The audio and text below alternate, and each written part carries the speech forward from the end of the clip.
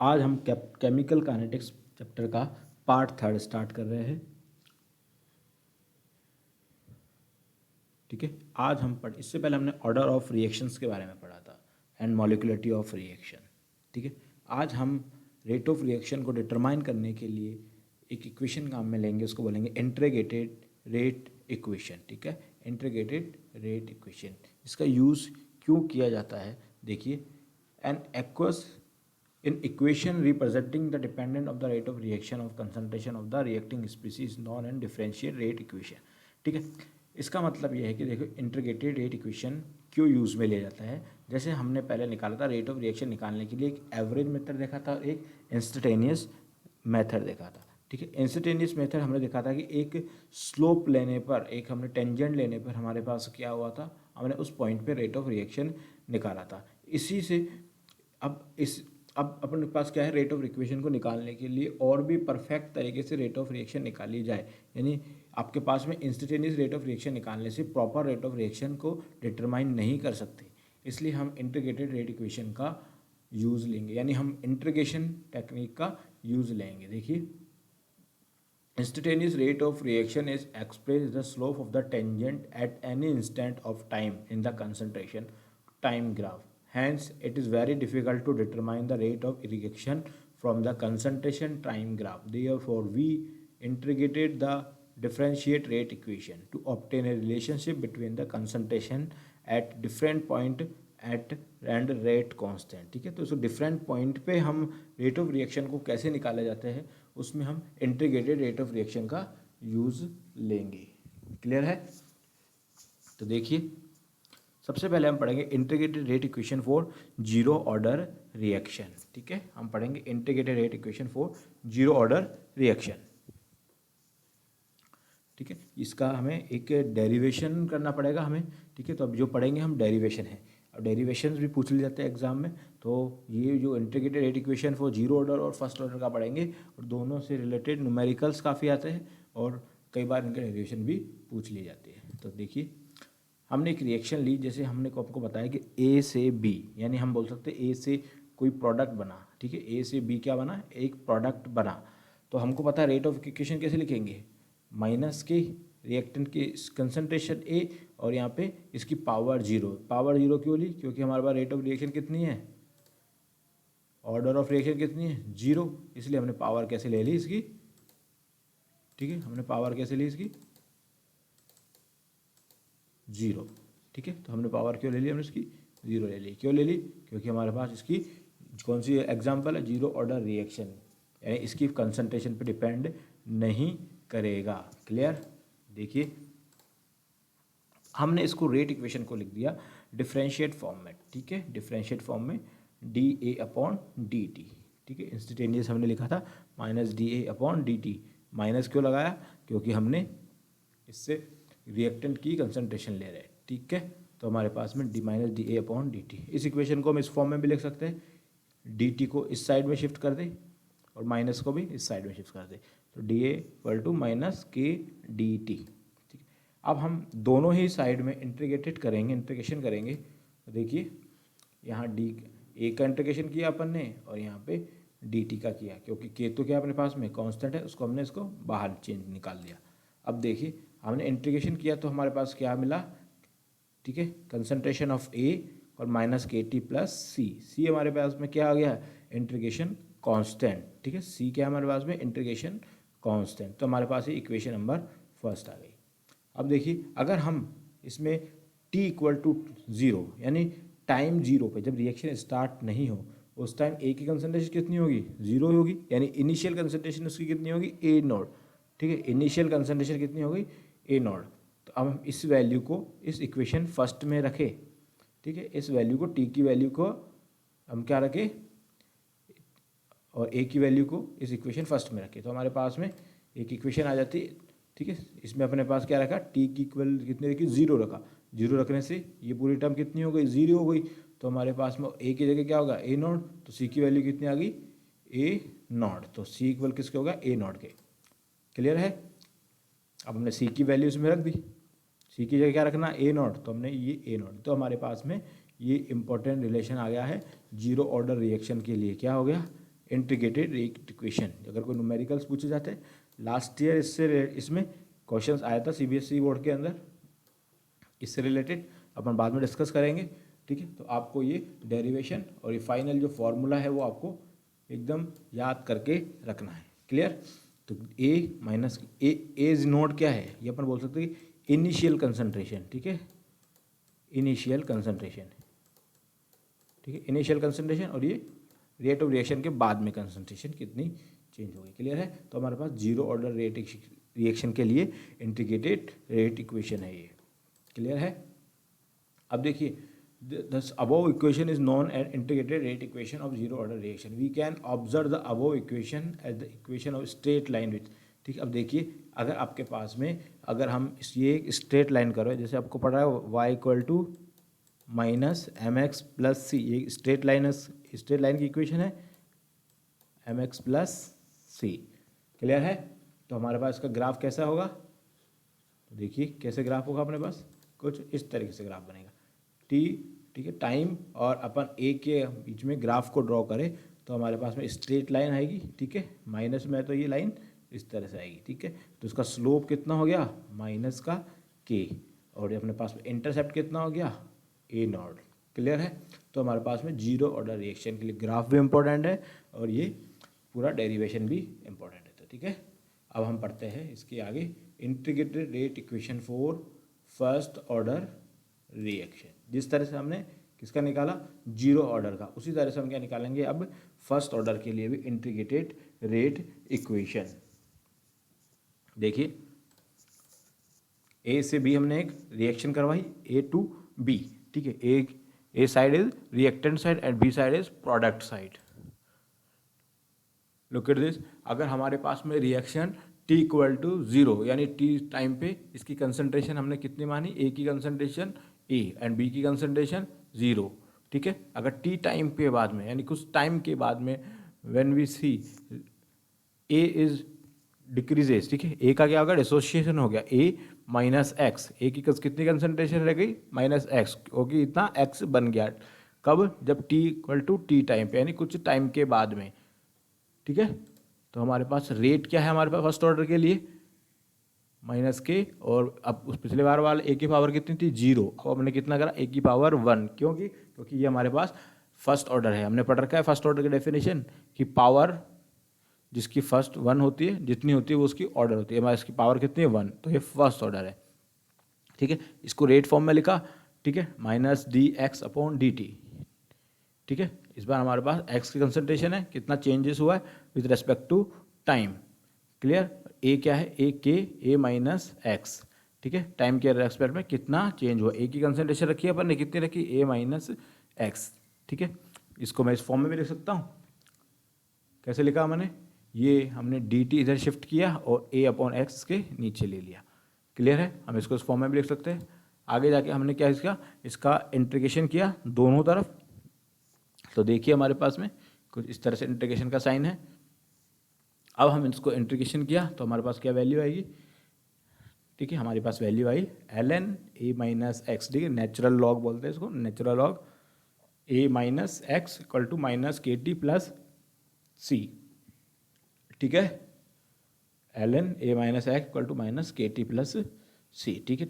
dt के लिए क्या आ गया, t, और कांस्टेंट क्या आ गया हमारे पास, c क्या है, इंटीग्रेशन कांस्टेंट। कहीं पे i भी यूज़ कर रखा है बुक में, तो आप c या i कुछ भी यूज़ कर सकते हो। c क्या है हमारा, इंटीग्रेशन कांस्टेंट। क्लियर? अब देखिए, इसमें हमने कंडीशन मानी कि अगर टाइम इक्वल टू 0 और इनिशियल x की कंसंट्रेशन स्टार्टिंग में कितनी थी, 0, तो हमने ये वैल्यू इस इक्वेशन फर्स्ट में रखी। क्लियर है? ये वैल्यू हमने रखी तो हमारे पास कितना आ गया, ln a equal to c। देखिए, इस t को अपन ने क्या रखा अपने पास, इस इक्वेशन में रखा ln, ठीक है, x की जगह कितना रखा, 0, तो ln, तो यहाँ पे तो अपने पास क्या कितना आ गया, a आ गया, और यहाँ पे माइनस के टी, टी के जगह भी अपने क्या रखा, 0, और ये प्लस c, ये पूरी टर्म 0 हो गई अपने पास, तो ln a, ln equal to c, यानी c की वैल्यू अपने पास यहाँ से आए, अपन ने डिटरमाइन कर ली, c की वैल्यू कितनी आएगी, ln a, तो अपन ने ये वैल्यू ln a आ गई। क्लियर? अब देखिए आगे, क्लियर है? अब इस वैल्यू को हमने इसमें पुट किया, ठीक है। ln ax माइनस के टी में c की वैल्यू हमने यहाँ रखा तो कितना आई ln a। क्लियर है। इसको हम आगे सॉल्व किया कुछ इस तरीके से, ठीक है। इस टर्म को हमने कहाँ पे कर दिया, इस तरह ln a को हमने लेफ्ट साइड में शिफ्ट कर दिया। क्लियर है। देखिए हम इसको इस फॉर्म में भी लिख सकते हैं, ln को हमने कॉमन ले लिया तो ln a minus x minus a, ठीक है। इस टर्म को हमने इस फॉर्म में लिखा, ठीक है, ln a माइनस एक्स और यहाँ पे अपने क्या आएगा a, ठीक है, a क्योंकि a माइनस में था मैंने नीचे लिया तो ये प्लस में आ गया, ठीक है। ln तो equal to K T. Clear. तो हमारे पास ये इक्वेशन बन गई ln a, ठीक है, के टी और ये माइनस में था तो अपने पास में। क्लियर है। तो हमने इस टर्म को उल्टा कर दिया यानी a upon a minus x equal to K T. Clear. तो हमारे पास एक इंपॉर्टेंट रिएक्शन आ गई। नेक्स्ट देखिए, इसी को हमने सॉल्व किया ln T A minus x, ठीक है। तो ये के टी की वैल्यू हमने कहाँ पे लगा ली, इसके नीचे। तो हमारे पास के यानी कांस्टेंट की वैल्यू हमें, रेट कांस्टेंट की वैल्यू हमें आइडेंटिफाई कर सकते हैं, ठीक है। अगर इस फॉर्म में भी अगर क्वेश्चन आ सकता है या फिर इसको आगे सोल्व करें, यदि ln को हम क्या करें लॉग में चेंज करते हैं, ठीक है। ln को हम लॉग में चेंज करते हैं तो किससे मल्टीप्लाई करते हैं 2.303 लॉग से, ठीक है। तो ये हमारे पास में, तो हम इससे लॉग में चेंज कर सकते हो। नेक्स्ट टर्म हमारे पास में क्या होगी, ln को हमने किस में चेंज किया लॉग में, ठीक है। तो हमारे पास में फाइनली के की वैल्यू क्या आ गई अपने पास। तो आपके न्यूमेरिकल्स में काफ़ी काम आएगी ये वैल्यू, ठीक है। इंपॉर्टेंट रिलेशन है आपको, जैसे मैंने उसमें पहले बताया जीरो ऑर्डर में, तो वैसे ही ये फर्स्ट ऑर्डर में। तो आपको जो न्यूमेरिकल से मैक्सिमम आपको इसी वाले से करने होंगे। कई बार पूछ ली जाती है डेरिवेशन, लेकिन मैक्सिमम क्या आते हैं क्वेश्चन ही आते हैं, न्यूमेरिकल आएंगे आपके पास में। आपको डायरेक्टली फॉर्मूला पता होना चाहिए कैसे आया, ठीक है। तो क्या हो गया अपने काली, आपको इस फॉर्म में भी आ सकते हैं के equal to 2.303 log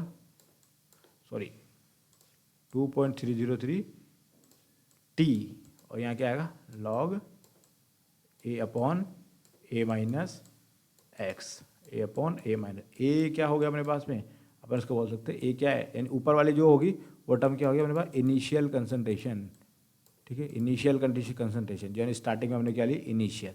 A minus x क्या होगी आफ्टर रिएक्शन उस कंसंट्रेशन में कितना चेंज हुआ। क्लियर है। तो हमारे पास में ये फर्स्ट ऑर्डर के लिए इंटीग्रेटेड रेट इक्वेशन है, इंपॉर्टेंट है। ये ए है क्या पर इनिशियल कंसंट्रेशन और ये आफ्टर रिएक्शन। क्लियर है। अब हम आगे बात करते हैं इनसे रिलेटेड एक ग्राफ की, ठीक है। हमने जो ग्राफ बनाया अब इक्वेशन 2 ली हमने ये वाली, ठीक है। ln a minus x equal to minus के टी प्लस ln a, ठीक है। ये हमारी इक्वेशन थी इक्वेशन 2। अब हमने इसको इसमें क्या किया अपन ने इसका ग्राफ ड्रॉ किया, ठीक है। ग्राफ ड्रॉ किया किसके बीच में ln a minus x and T के वर्सेस, ठीक है। ln a माइनस एक्स और टी के बीच में अपन ने एक ग्राफ ड्रॉ किया। तो ये इक्वेशन अपने पास कैसी हो गई, ऐसी हो गई अपने पास में y equal to minus m x plus c, ठीक है, minus m x plus c. तो अपना एम एक्स प्लस सी तो हमारे पास ये आ गया। तो अपने ln a माइनस एक्स और टी के अपने ग्राफ प्लॉट किया तो कितना आ गया अपने पास में, ये हमारे पास के क्या हो गया अपने पास स्लोप, माइनस के आ गया अपने पास स्लोप, ठीक है। इंटरसेप्ट अपने पास क्या आ गया ln a नॉट, ठीक है, ln a नॉट। क्लियर। तो हमारे पास ये फर्स्ट ग्राफ है। ऐसे हम दूसरे ग्राफ की बात करते हैं कि हमारे पास इसी इक्वेशन को हमने इस फॉर्म में भी लिखा था। क्लियर है। तो हम t और a upon a minus x के बीच में ये भी अपने पास उसको y equal to m x plus c की ग्राफ हो गया एम एक्स, ठीक है, एम एक्स। इसमें प्लस सी टर्म नहीं है, ओनली एम एक्स के बीच में। तो अपने पास इसके बीच में ग्राफ कैसा होगा देखिए कुछ तरीके से। क्लियर। स्ट्रेट लाइन मिलेगी हमें स्ट्रेट और उसका स्लोप कितना होगा के अपॉन 2.303। क्लियर है। ये हमारे पास क्या हो गए इसके ग्राफ, ठीक है, फर्स्ट ऑर्डर रिएक्शंस के। इंपॉर्टेंट है, ग्राफ से रिलेटेड भी कई बार क्वेश्चंस पूछ लिए जाते हैं इसलिए इंपॉर्टेंट है, ठीक है। और बाकी मैक्सिमम पार्ट आपके इसमें न्यूमेरिकल बेस्ड ही आता है।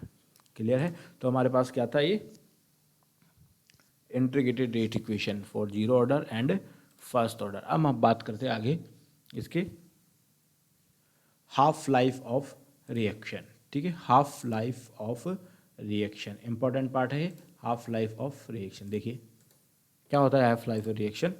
The half life of a reaction is the time in which the concentration of a reactant is reduce to one half of its initial concentration, ठीक है। यानी आपके पास में हाफ लाइफ किसको बोलेंगे कि आपके पास में ऐसी आपने कोई भी रिएक्टेंट लिया, उसकी कंसंट्रेशन एक टाइम के बाद में जस्ट कितनी हो गई, उसकी हाफ हो गई, यानी कितनी होगी 50%। माना ये अपने 100 लिया, ये कितना हुआ, उसकी कंसंट्रेशन कितनी हो गई, जस्ट हाफ हो गई। यानी इस टाइम को अपन क्या बोलेंगे, टी हाफ। क्लियर है, तो टी हाफ समझ में आ गया कि एक कंसंट्रेशन, ठीक है, when the which concentration of reactant reduce to one half of initial concentration, ठीक है। यानी ये 100 रह गया तो अपने पास कितनी हो गई, एक टाइम के बाद कितना हो गया 50, ठीक है। अगर कोई 40 है तो एक टाइम के बाद कितना हो गया 20, तो कितनी कंसंट्रेशन हो गई, जस्ट हाफ। तो इसी को क्या बोलेंगे अपन, half life of a reaction, ठीक है, इंपॉर्टेंट है ये। देखिए अगर हम यही हमने जो इंटीग्रेटेड रेट इक्वेशन निकाली, हमने जीरो ऑर्डर और फर्स्ट ऑर्डर की, हम पहले हाफ लाइफ निकालेंगे जीरो ऑर्डर रिएक्शन का। देखिए आपके पास ये इक्वेशन थी जीरो ऑर्डर की, ठीक है, इंपॉर्टेंट ये याद रखना, जीरो ऑर्डर की रिएक्शन थी। अब हमने क्या किया इसके अंदर, अगर हमने बोला किसी कंसंट्रेशन कितनी हो गई, जस्ट हाफ, तो ए की वैल्यू देखिए कितनी रख सकते हैं अपन, ए नॉट बाय 2। तो इस वैल्यू को हमने इस इक्वेशन में डाली। क्लियर है, ये वैल्यू हमने यहाँ रखी ए की जगह ए नॉट बाय 2। क्लियर है। अब हम इसमें क्या करेंगे, नेक्स्ट स्टेप में के टी को हमने इस साइड शिफ्ट किया, ठीक है, के टी को इधर शिफ्ट किया, माइनस का साइन प्लस में हो गया, अपने पास क्या होगा ए नॉट, और ये ए नॉट बाय 2 इधर आ जाएगा अपने पास, तो साइन चेंज हो जाएगा minus a not by 2। Clear है। अब इसको हम आगे सॉल्व करेंगे, कितना आ जाएगा, k t equal to a not by 2, ठीक है। तो इस तरह से जो अपने पास टी हाफ निकल जाता है, जो टाइम निकाल रहे अपन क्या निकाल रहे, टी हाफ, और इसकी वैल्यू क्या हो गई, इंपॉर्टेंट ए नॉट बाय 2 के, ध्यान रखना ए नॉट बाय टी 2 के, यानी अपने पास टी हाफ डायरेक्टली प्रोपोर्शनल किसके है, बाकी तो क्या अपने पास में कांस्टेंट है ए नॉट के। ए नॉट क्या अपने पास में, इनिशियल कंसंट्रेशन ऑफ रिएक्टेंट। तो ध्यान रखना जीरो ऑर्डर के अंदर टी हाफ किसके डायरेक्टली प्रोपोर्शनल होता है, इनिशियल कंसंट्रेशन ऑफ रिएक्टेंट, यानी इसकी कंसंट्रेशन पर डिपेंड करता है, ठीक है। तो यही बात हमने यहाँ लिखी है कि it is clear that t half for a zero order reaction is directly proportional to the initial concentration of the reactant and inversely proportional to the rate constant. Clear है। तो हमारे पास हाफ लाइफ ऑफ रिएक्शन के ये integrated rate equation हमने निकाली। अब हम इसके आगे बात करते हैं half life for first order reaction, ठीक है। ये हमने इक्वेशन निकाली थी लास्ट में, important t equal to 2.303 upon k log a upon a minus x, ठीक है। ये इक्वेशन एकदम मुंह जबानी आपको एकदम याद होनी चाहिए, ठीक है। ये याद होगी तभी आप न्यूमेरिकल कर पाओगे। तो इम्पोर्टेंट है, मैक्सिमम क्वेश्चन इसी पार्ट में से बनते हैं, ठीक है।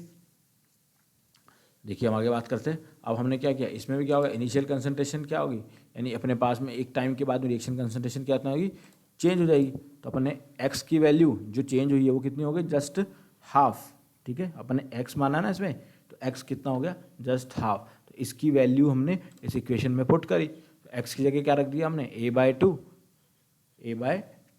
इसको सॉल्व किया तो कितना आ जाएगा, ए अपॉन ए बाई 2। अभी 2 अपन ऊपर शिफ्ट कर सकते हैं तो कितना हो गया 2a अपॉन ए। अब a से a अपन क्या कर सकते हैं, कैंसिल आउट, a से a कैंसिल आउट कर दिया तो क्या रह गया 2.303 लॉग 2।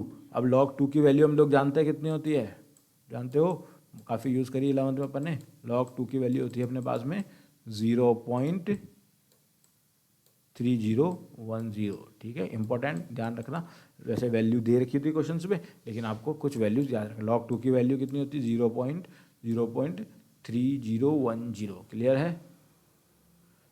तो इस log 2 की वैल्यू हम यहाँ रखे, ठीक है। इसको हमने इसको रखा, तो इसको सॉल्व करने के बाद में आपका जो आंसर आएगा वो आएगा 0.693 अपॉन के, ठीक है। देखिए टी हाफ की वैल्यू क्या है 0.693 अपॉन के, इन दोनों को मल्टीप्लाई करने के बाद अप्रोक्स इतना आएगा 0.693 के, ठीक है। तो ये किसके लिए हो गया, फर्स्ट ऑर्डर के लिए टी हाफ का फॉर्मूला। अगर हमारे पास में उसके लिए बोले जीरो ऑर्डर का क्या था अपने पास, t half equal to a not by 2k। इसमें दिख रहा था, अपन ने पढ़ा था कि टी हाफ डायरेक्टली प्रोपोर्शनल किसके था, इनिशियल कंसंट्रेशन के, लेकिन इसमें टी हाफ इंडिपेंडेंट है। ठीक है, तो आप ध्यान रखना, half life of first order reaction is constant, that mean it is independent to initial concentration of the reacting species, यानी इनिशियल कंसंट्रेशन पे डिपेंड नहीं करता है। ध्यान रखना, अगर आपके पास ऑब्जेक्टिव टाइप की क्वेश्चन भी आ जाते हैं, कौन डिपेंड करेगा इनिशियल कंसंट्रेशन में, zero order reaction, first order reaction depend नहीं करेगी। तो ठीक है, तो हमने पढ़ा ये जीरो ऑर्डर और फर्स्ट ऑर्डर रिएक्शन के बारे में आज, इंटीग्रेटेड रेट इक्वेशन, और इंटीग्रेटेड रेट इक्वेशन के बाद उनके हाफ लाइफ ऑफ रिएक्शन, इस पार्ट का सबसे इम्पोर्टेंट पार्ट है ये। ठीक है, अभी तक जो हमने पढ़ा वो एक बेसिक टर्म्स पढ़ा था इस चैप्टर में, लेकिन जो मैक्सिमम क्वेश्चंस जो बनते हैं वो इस पार्ट में से, और जो आने वाले एक दो क्लासेस में का उन्हीं में से ही क्वेश्चंस बनेंगे। तो इन भी क्वेश्चंस को अच्छी तरह से देखना। हम इसके क्वेश्चंस की प्रैक्टिस भी करेंगे। ठीक है, जैसे आपके पास में प्रैक्टिस क्वेश्चन है, हम ये देखिए आपके पास 1 2 3 4 क्वेश्चन है। ठीक है, मैं आपको एक कराऊंगा, बाकी 3 आपको खुद को करके देखने हैं। अगर इनमें कोई प्रॉब्लम होती है तो फिर अपन करेंगे। क्लियर है? देखो, जैसे मैंने बोला कि काफ़ी इंपॉर्टेंट टॉपिक है, तो न्यूमेरिकल बेस्ड क्वेश्चन आते हैं। ठीक है, फर्स्ट क्वेश्चन पूछा, a first order reaction is found to a rate constant.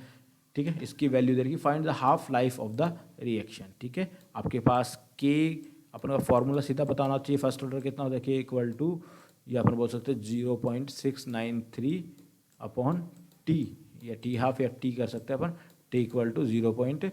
ये हमारे पास में क्या इतना था,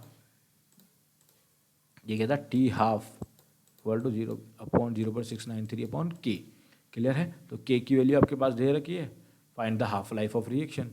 ठीक है, तो आप इस तरह से इसकी वैल्यू फाइंड कर सकते हो। तो बिल्कुल सिंपल क्वेश्चन है, इसके अंदर कुछ भी नहीं है, आपको ये जो भी वैल्यू आएगी आप इसको सॉल्व कर लीजिएगा। क्लियर है? तो इस तरीके से अपन ये क्वेश्चंस को सॉल्व करते हैं। तो ध्यान रखना, इससे पहले जितने भी क्वेश्चंस करूँ, पहले सारे न्यूमेरिक, पहले सारे डेरिवेशन पता होने चाहिए, और डेरिवेशन पता होने के बाद उनके जो फाइनल फार्मूला जो निकल रहा है वो हमें याद करके रखना, तभी जाके ये क्वेश्चन सॉल्व होंगे। ठीक है, देखो इसके अंदर क्या रखा है, ये आपको इंपॉर्टेंट क्वेश्चन है, ये बोर्ड में आ चुके हैं कई बार क्वेश्चन, तो आप इनको सॉल्व करिएगा। अगर कोई प्रॉब्लम होगी तो अपन हो सके तो नेक्स्ट क्लास में इसके बारे में डिस्कस करेंगे। क्लियर है? ओके, आज की क्लास के लिए इतना ही। Thank you.